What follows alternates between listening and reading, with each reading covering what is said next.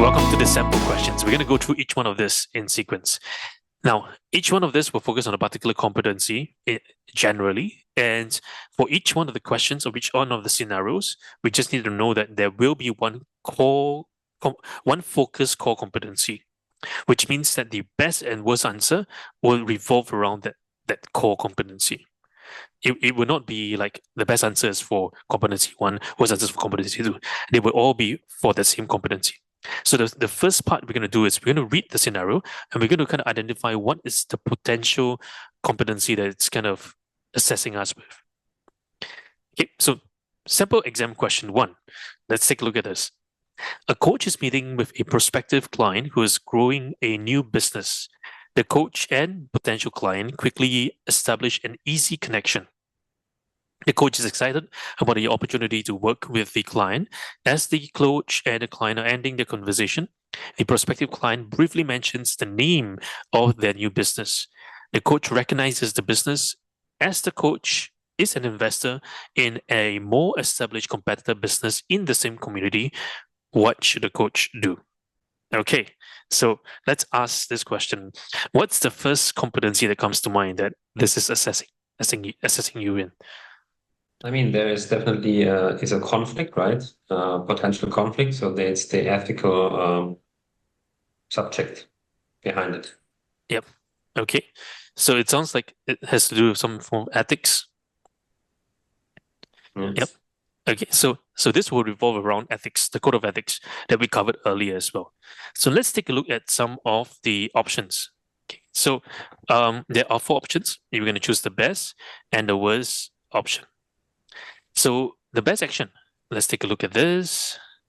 It says here, option 1, not say anything. Try to keep their role as an investor in a competing business separate from the role as a coach. Option 2, share the business name. That sounds familiar, and make a mental note to determine whether it is a competitor business later that evening. Option 3, share their role as investor in the competitor business only if the potential client follows up to pursue coaching with the coach. Or 4, share their role as an investor in a competing business and acknowledge the possibility of a conflict of interest with the client.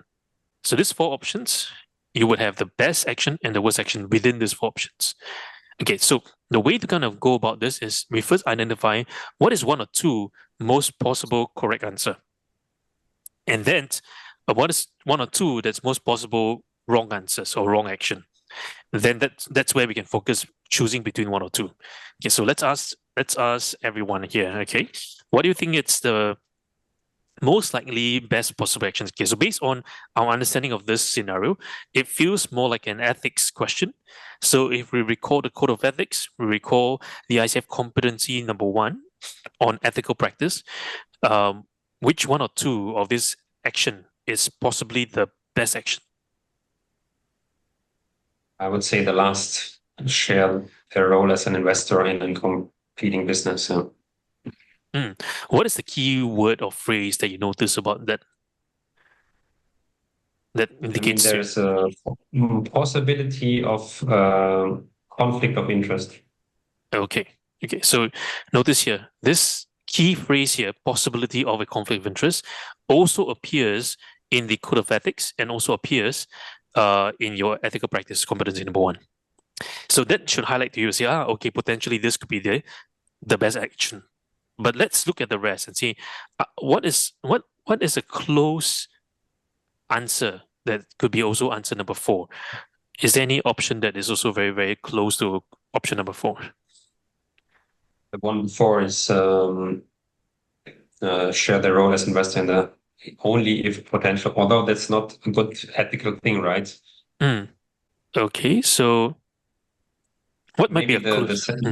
I mean, the first, not saying anything, that's the worst option, right? So you feel the first one is the worst option? Yeah. Okay. So your best option is the last one, and the worst one is the first one. Yeah. Okay. So let's go through a little bit more in detail and see what's the correct answer. So if you choose the last one, that will be the correct answer for the best action. The keyword here is possibility of a Conflict of interest. So I think that's the key word here. Yeah. And the thing is that we are acknowledging that there could be. I'm not saying that that is, that there could be. Yeah. And then let's look at some of the reasoning behind that. So if we go through the code of ethics that we covered earlier, in section number 1, it says that I will seek to avoid conflict of interest and potential conflict of interest. So notice the same phrase occurs again. So what is this telling us? It's telling us that, hey, it's important for us to kind of read the code of ethics, see how ICF phrases it, and then look at the answers and see, okay, is there any corresponding ways of expression? So you notice that in the code of ethics, it talks about disclosure, competing business, anything that may be a crucial element for maintaining trust and integrity in the coaching relationship. Yeah. Okay. And let's consider also the competency. So the key competency here is competency number 1, understanding and consistently applies coaching ethics and standards. So disclosing conflict of interest aligns with this competency 1, that ensuring that we uphold the highest standards of honesty and integrity. At the same time, sometimes I would add also competency, a little bit of competency number 2, because the word was acknowledging, right? So you notice that the top word here, acknowledging that there's potential. So it is good that this coach embody that coaching mindset to acknowledge, so that the coach knows how to approach this situation with respect, with honor, integrity. Yeah. Okay. So why do we do so? Again, the key thing is about transparency and trust, and highlighting that trust is a foundational element in a coaching relationship, and we want to be transparent about any potential conflict of interest. So if we notice any of this kind of questions which talks about potential conflict of interest, that potentially could be the main answer. Okay. Now let's take a look at what's the worst. So what would you say is the worst? So it's either the first or the third, which are both are not good. Okay, so the first or the third. Okay, so let's highlight this. Whenever you find that there's maybe 2 or more that could be a potential not good, we will highlight them and just kind of look at the phrases here. Okay, so from this, if we narrow down to between the first and the third, which one do we think has the words or the keywords that might be not a good phrase or not a good way of saying? I mean, for me, I think one of the keywords is to pursue coaching. I think that's very negative. Pursue coaching. So, I mean, because, yeah, I mean, I want to take a benefit out of it, right? So that's probably the worst. So which means that you feel that because of this word, follows up to pursue coaching with the client is but the first part is about sharing their role as investor in the competitor business only if.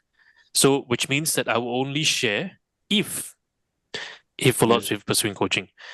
So if he doesn't follow up, means I don't share with him. So it sounds like this may be worse than option number 1, because option number 1 just says not say anything. But option number 3 appears that this coach is playing a game, like, okay, I only share if there's enough things for me to share. Yeah. Exactly. Yeah. Okay, so let's take a look what the potential answer could be. So the worst action that was given by ICF is not say anything, to keep their role as investor in a competing business separate from their role as a coach.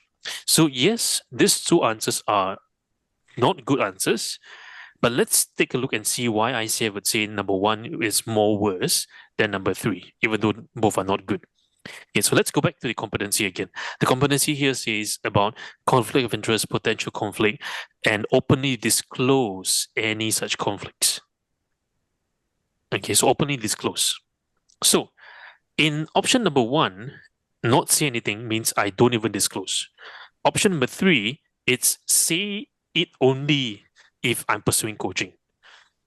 Which means if I were to give a scale, the first one is much worse because I'm not even saying anything. I'm not open to disclose. But option 3, even though it's bad, but I'm sharing it on the premise of this. So both are bad, but number 1 is more bad than number 3, right? Because it's about 0.5 of that. Okay, so again, it goes to the competency number 1 of the standards, and based on the reasoning, it's here not mentioning, right, could create a lot of bias relationship. And again, not being open. The keyword here, if you look at the competency, is openly disclose any such conflict. Okay, and so if you look at these two actions, right, so the best action for this case is because being transparent, be forthcoming. Worst action, it's failing to disclose openly. So that's the key thing about this scenario here.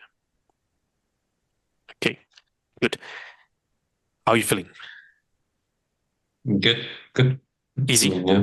Makes sense for me, because I mean, I see already kind of a pattern. It's a lot of the key figures, right? The keywords. Yes. Yep. The key thing is all the keywords, like how do we know what is said, what is spoken.